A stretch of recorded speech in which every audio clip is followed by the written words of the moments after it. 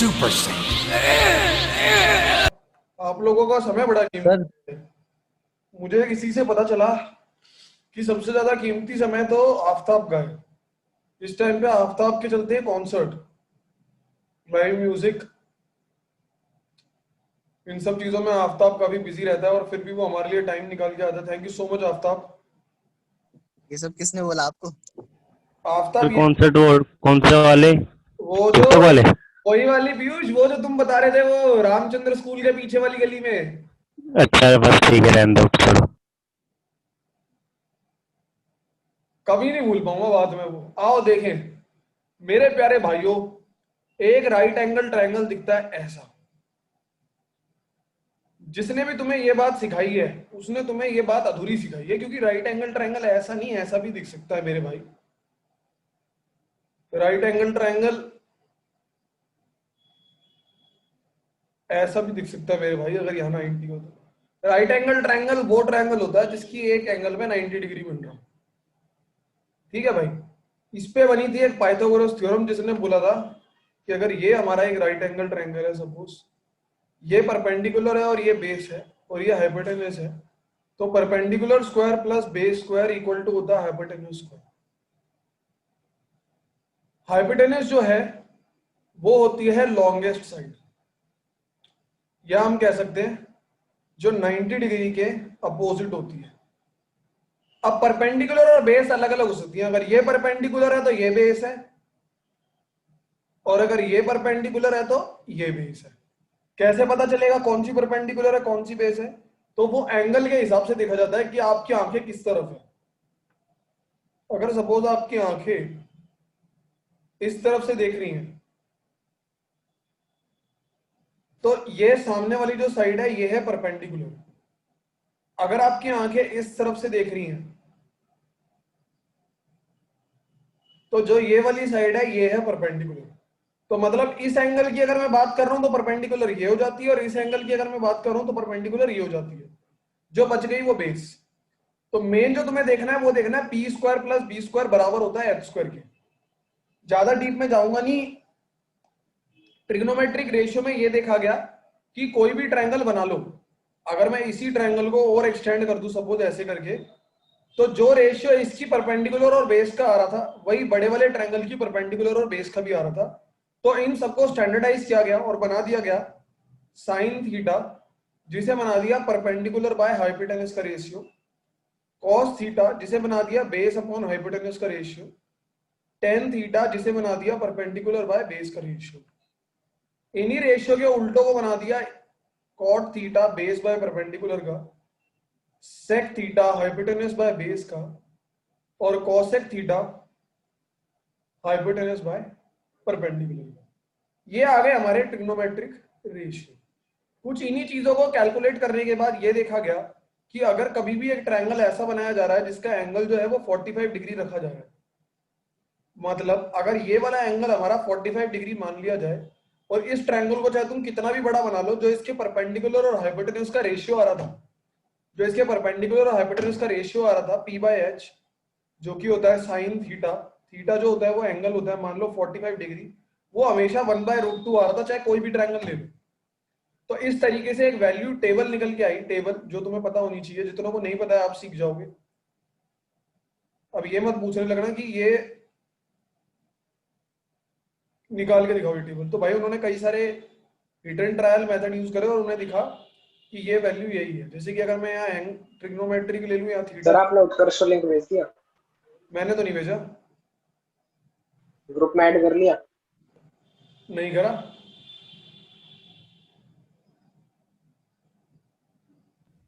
तुम में से कोई कर सकता है मेरी इस चीज में हेल्प? मेरे को याद नहीं था यार, देख लो एक बार, उसे बुला दो।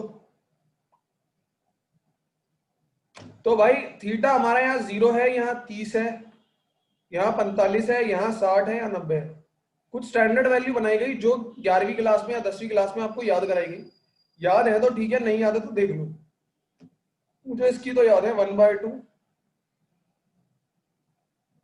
√3/2 और 1। कॉस थीटा में इसको उल्टा कर देते थे, मुझे याद है √3/2, 1/√2, 1/2, 0।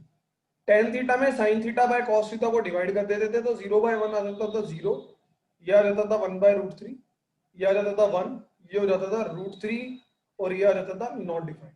कॉट थीटा में इसको उल्टा कर देते थे क्योंकि कॉट थीटा होता था 1/tan थीटा, ये आ जाता था इन्फिनिटी √3 1 1/√3 0।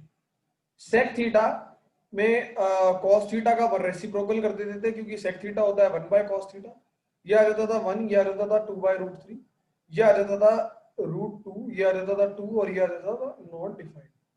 कॉसेक थीटा में इसका उल्टा कर देते थे, ये आ जाता था नॉट डिफाइंड 2 √2 2/√3। अब इनकी आइडेंटिटीज और फॉर्मूले जो तुम लोगों को यूज टू होने चाहिए वो मैं अभी नहीं बहुत ज्यादा डिटेल में बात करने वाला हूँ। मैं अभी जो डिटेल में बात कर रहा हूँ एक हल्का सा तुम्हें ट्रिग्नोमेट्री से इनवर्स ट्रिग्नोमेट्री तक लेके जा रहा हूँ, ठीक है। तुम्हें रास्ता दिखा रहा हूँ कि कैसे इनवर्स ट्रिग्नोमेट्री का सेंस क्या है सबसे बेसिक तरीके से जो मैं बता सकता हूँ। तो देखो इस टेबल को अगर तुम ध्यान से देखो तो साइन 30 की वैल्यू कितनी है? मनीष भाई बता सकते हो साइन 30 की वैल्यू कितनी है? Sir 1/2। God bless you.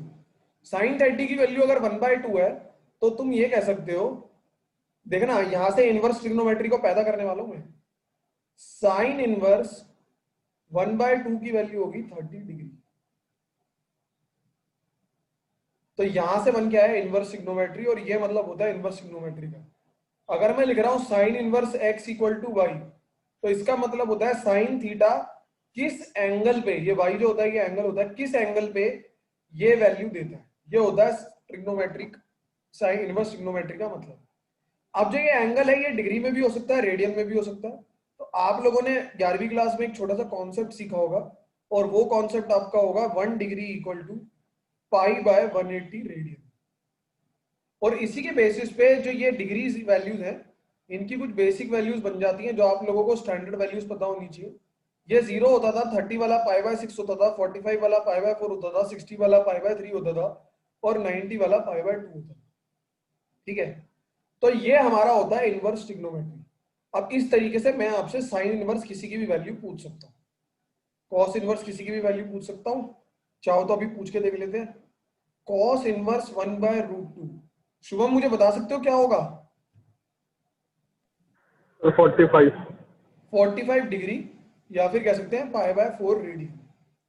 Ten inverse not defined, Harsh भाई बता सकते हो टेन इनवर्स नॉट डिफाइंड क्या होगा?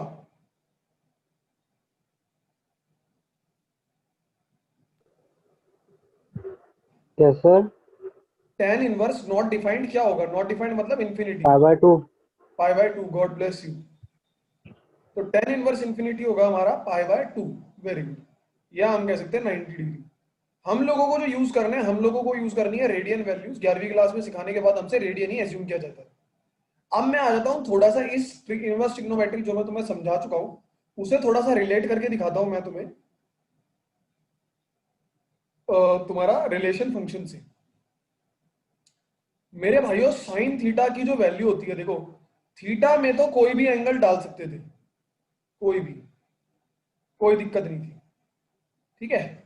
इसका कोई ना कोई यहाँ पे आंसर आता ही था, पर जो ये आंसर होता था ये हमेशा -1 से 1 के बीच में आता था, जिसका मतलब है ये होती थी इसकी रेंज और ये होती थी इसकी डोमेन।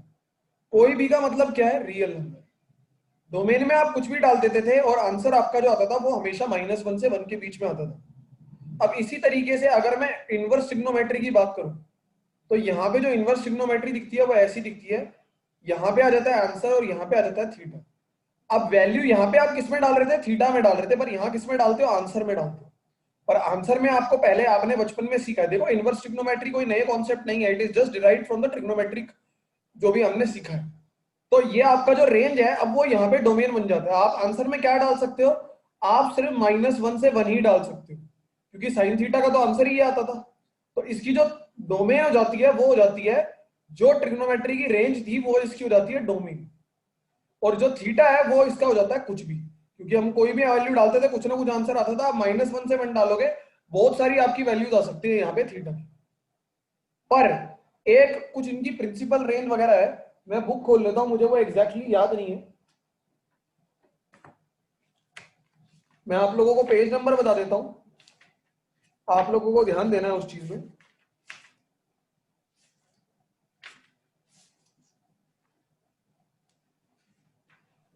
तो ये याद करनी पड़ेंगी। क्या याद करनी पड़ेंगी? रेंज और डोमेन से। हाँ भाई, जो जो मैं अभी यहाँ पे लिखवाना वाला हूँ ये तुम्हें आनी चाहिए, और याद करने में कोई इसमें 10-12 श्लोक नहीं है, आसान चीज है, मजा आ जाएगा। तो जो ये थीटा है, ये थीटा क्या आ सकता है, ये क्या हो सकता है, ये जानना जरूरी है। अब ये जानने के लिए मैं तुम्हें वो टेबल बताऊंगा जो तुम्हें यहाँ पे ध्यान से देखनी है थीटा जानने के लिए, ठीक है? देखेंगे आप लोग ध्यान से। अलग अलग फंक्शन के लिए अलग अलग वैल्यूज होती है। ये यहाँ पे आपका ट्रिग्नोमेट्रिक है, यहाँ पे आपका मान लो इसकी रेंज, या कह सकते हो थीटा की वैल्यू क्या हो सकती है। साइन इनवर्स एक्स में क्या हो सकती है, कॉस इनवर्स एक्स में क्या हो सकती है, टेन इनवर्स एक्स में क्या हो सकती है, कॉट इनवर्स एक्स में क्या हो सकती है, सेक इनवर्स एक्स में क्या हो सकती है, और कॉसेक इनवर्स एक्स में क्या हो सकती है। साइन इनवर्स एक्स में जो आपकी वैल्यू है वो हो सकती है -π/2 से π/2।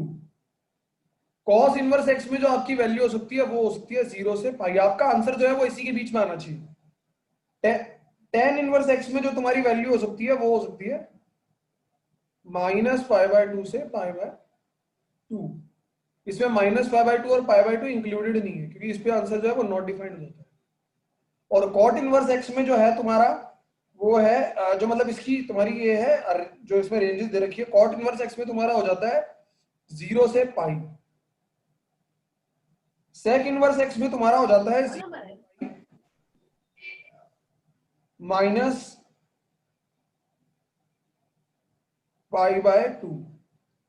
-π/2 का मतलब है कि 0 से पाई तक कुछ भी आंसर आ सकता है, पर π/2 नहीं आ सकता। कॉसेक इनवर्स एक्स में तुम्हारा आ सकता है -π/2 से π/2, पर 0 आंसर नहीं आ सकता। अब अगर तुम्हें ये जानना है ये वैल्यूज कहां से आई, अगर तुम्हें ये जानना है ये वैल्यूज कहां से आई, तो आज की क्लास में इससे रिलेटेड सवाल ना पूछ के एनसीईआरटी पेज नंबर 30-40 तक, ये 7 पेजेस है, 8 पेजेस है, ये 8 पेज आप रीड करिएगा। पिछले चैप्टर का एक हल्का सा कॉन्सेप्ट भी क्लियर होगा और मजा आएगा अगर आपको जानने की ज्यादा ही इच्छा है। पर इस चैप्टर कोई कुछ बोलना चाह रहा है? Yes sir. हाँ बोलो अनुराग। सर साइन इनवर्स एक्स मान साइन की वैल्यू सर -1 से 1 होती है, बिल्कुल। तो वहां पे साइन इनवर्स एक्स में सर उसका डोमेन हो गया -1 से 1। हाँ, पर उसकी किसी भी एंगल पे ले सकते हैं ना सर हम लोग, साइन 1,00,000 कुछ भी ले सकते हैं, साइन माइनस कुछ भी ले सकते हैं। बिल्कुल ले तो सकते हैं। रेंज तो सर हर कुछ आना चाहिए ना। अच्छा तुम कह रहे हो कि साइन नहीं, अच्छा तुम सही कह रहे हो, वैल्यूज हो सकती हैं, पर ये मैंने तुम्हें एक बताई है जिसके अंदर तुम्हारा पहला जो होता है जिसमें ये आंसर तुमसे एक्सपेक्ट करता है। यहाँ पे एक टर्म दे रखी है principal value. Principal value branch है। अगर तुमने याद हो तो 11th क्लास में पढ़ा था प्रिंसिपल सॉल्यूशन और जनरल सॉल्यूशन। तो ट्रिग्नोमेट्री तो पर्टिकुलर एंगल के बाद रिपीट करती है। ट्रिग्नोमेट्री अब तुम अगर बात करो, सपोज करो साइन इनवर्स 1 की वैल्यू तुमसे पूछ रहा है, तो कोई बोलेगा π/2। क्यों भाई π/2 क्यों? ये तो तुम्हारा 5π/2 पे भी 1 होता है, ये तो तुम्हारा 9π/2 पे भी 1 होता है, तो वो रिपीट करती है। पर जो मैंने यहाँ पे लिखा है प्रिंसिपल रेंज। अब इसका कैसे यूज करने वाला है मैं एक्सरसाइज कराते हुए टाइम बताऊंगा। ये प्रिंसिपल रेंज है।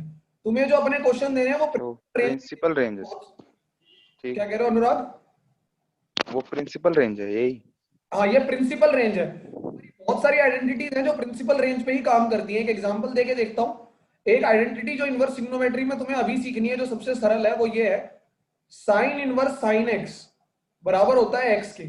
ये तभी पॉसिबल होता है, या फिर तुम कह सकते हो sine of sine inverse X, इस तरीके से कुछ दे रखा है, ये भी एक्स के बराबर होता है। ये तभी पॉसिबल होता है जब अंदर वाली वैल्यू जो है वो प्रिंसिपल रेंज के अंदर आ रही हो। प्रिंसिपल रेंज के अंदर आ रही हो वो तभी पॉसिबल होता है। ठीक है, तो अभी हम करके देखेंगे इस चीज को। ये आइडेंटिटी तभी काम करती है। अब इसके बाद ये सब बातें बताने के बाद मैं आ जाता हूं मेन क्वेश्चंस के ऊपर। पर मेन क्वेश्चन सिर्फ प्रिंसिपल रेंज पे क्यों होता है सर? क्या कह रहे हो दोस्त? सिर्फ प्रिंसिपल रेंज पे ही क्यों होता है? भाई पेज नंबर 41 में नोट डाल के 3 पॉइंट्स दे रखे हैं। इन चीजों को पढ़ना जिसमें साफ साफ कुछ चीजें लिखी हुई हैं, समझना तुम्हें क्या समझ में आ रहा है, ये आइडेंटिटीज प्रिंसिपल वैल्यू पे ही क्यों काम करती हैं, और कोई दिक्कत हो तो मेरे से पर्सनली पूछ लेना। अभी हम एग्जाम पॉइंट ऑफ व्यू से देखते हैं कैसे एनसीईआरटी ने हमारा जो ये चैप्टर है इनवर्स ट्रिग्नोमेट्रिक फंक्शन, इसको खत्म करते हुए बहुत ही आसान बना दिया। और वो ये बना दिया कि सपोज अब तुम्हें मैं एक पूरा क्वेश्चन करके दिखाऊंगा एग्जाम्पल से, तुम्हें देखना एग्जाम में तुम्हें मिलेगा क्या। तुम्हें मिलेगा कि find the principal value, find the principal value of sine inverse 1/√2। 1 mark का क्वेश्चन आएगा, करना कैसे है वो ध्यान से देख लेंगे। सॉल्यूशन जो है इसका बिल्कुल जैसे यहां पे लिख रहा हूं ऐसे ही लिखेंगे, 1 मार्क्स है या 2 मार्क्स है रिस्क नहीं ले सकते, जैसा प्रॉपर एनसीईआरटी बोलती है वैसे ही करेंगे। Let sine inverse 1/√2 equal to y। यहां से मेरा जो साइन y है वो आ गया 1/√2। ठीक है भाई, अब हमें ये देखना है, हमें पता है कि जो हमारी इसकी रेंज है, जो यहाँ पे आंसर आने वाला है y, जो बेसिकली हमारा आंसर आने वाला है जो हमने ये लिया है, ये -π/2 से π/2 के बीच में होता है। तो हमें ये पता लगाना है कि -π/2 से π/2 के बीच में साइन थीटा 1/√2 कब होता है। तो क्वाड्रेंट अगर मैं बनाऊं, ये तुम्हारा अगर सपोज 0 है, ये π/2 है, तो ये -π/2 होगा। ये वाला क्वाड्रेंट, इसमें साइन थीटा नेगेटिव होता है, इसमें पॉजिटिव होता है। तो मतलब पॉजिटिव कब होता है, फर्स्ट क्वाड्रेंट में, मतलब π/4 पे, साइन π/4 पे। तो यहां से मुझे मिल गया sine y equal to sine π/4, और इधर से मेरे जो y की वैल्यू आ गई वो आ गई π/4। अब अगर तुम ध्यान से देखो, जो ये वाला स्टेप है ये तुमने 11th क्लास के अंदर एक एक्सरसाइज में करा था, जहां तुमसे वो पूछा गया था कि जनरल सॉल्यूशन क्या है और तुम्हारा प्रिंसिपल सॉल्यूशन क्या है। तो बेसिकली भाई इनवर्स ट्रिग्नोमेट्री सिर्फ इतना सा कॉन्सेप्ट है कि कैसे ट्रिग्नोमेट्री उठ के उस तरफ जाके इनवर्स हो जाती है। इसके बाद सारा कुछ वो है जो तुम पहले पढ़ चुके हो, कोई न्यू कॉन्सेप्ट नहीं है, ये सब डिराइव्ड चीज है। ये कुछ वो वाली बात है कि अगर x, तुम्हारा x इक्वल टू 1/y है तो y इक्वल टू 1/x होगा, तो वो उसी से डिराइव्ड एक इक्वेशन है। सिमिलरली ट्रिग्नोमेट्री से डिराइव्ड इनवर्स ट्रिग्नोमेट्री है। अब सारे क्वेश्चन जो हैं वो तुम बिल्कुल इसी तरीके से करोगे जैसे मैंने यहाँ पे लिखे हूं, अनटिल एंड अनलेस वो एमसीक्यू हो। ठीक है भाई, अब एक छोटी सी चीज मैं तुम्हें सिखाता हूं, देखो सपोज इसके साथ हमारी क्लास जो है वो ऑलमोस्ट ओवर हो जाएगी अगर तुम लोग ये समझ गए तो। सपोज तुमसे वैल्यू निकालने को बोली गई है साइन इनवर्स -1/2 की। जितने लोगों को ये समझ में आता है उन लोगों को कुडोस, कुडोस बोले तो अमेजिंग यार, तुम लोगों ने मतलब ट्रिग्नोमेट्री अच्छे से पढ़ी थी, ध्यान से देखना। तो इसकी तुम्हें वैल्यू निकालनी है, वही प्रिंसिपल वैल्यू निकालनी है। ठीक है, करने का तरीका वही, let sine inverse -1/2 equal to 1। यहां से मिल गया साइन y इक्वल टू -1/2। ठीक है भाई, अब मुझे ये पता लगाना है साइन, अच्छा इसकी जो y होते हैं वैल्यू क्या हो सकती है, y की वैल्यू क्या हो सकती है, मुझे कैसे पता लगेगा।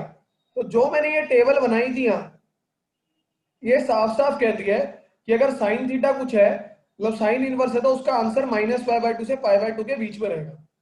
जिसका मतलब है कि यहाँ पे जो आंसर आएगा मेरा इसका, ये -π/2 से π/2 के बीच में आएगा। जरा -π/2 से π/2 प्लॉट करके देखते हैं। ये 0 होता है, ये π/2 होता है, 0 से नीचे आओगे ये -π/2। ये फर्स्ट क्वाड्रेंट है, फोर्थ क्वाड्रेंट है। ठीक है, ये पीछे आ गए, ये आगे चले गए। यहाँ पे साइन थीटा पॉजिटिव होता है, यहाँ नेगेटिव होता है, तो -π/2 से π/2 मतलब ऑब्वियसली फोर्थ क्वाड्रेंट में ही आएगा। अच्छा, फोर्थ क्वाड्रेंट में ही आएगा। फोर्थ क्वाड्रेंट में एंगल किस फॉर्म में होते हैं, फोर्थ क्वाड्रेंट में एंगल दो फॉर्म में होते हैं, एक तो होता है -θ की फॉर्म में और एक होता है 2π - θ की फॉर्म में। हम -θ कंसीडर करेंगे, 2π - θ नहीं करेंगे, वरना तो हमारा आंसर बाहर निकल जाएगा। -θ ही देखते हैं। देखो तो अच्छा, मुझे ये देखो, मैं इसको ऐसे लिख सकता हूं, देखना एक सरल तरीका बता रहा हूं, ना समझ में आता हो तो। माइनस, अब कौन बताएगा, कौन बताएगा, कौन बताएगा, ईशान, साइन थीटा 1/2 कौन से एंगल पे होता है।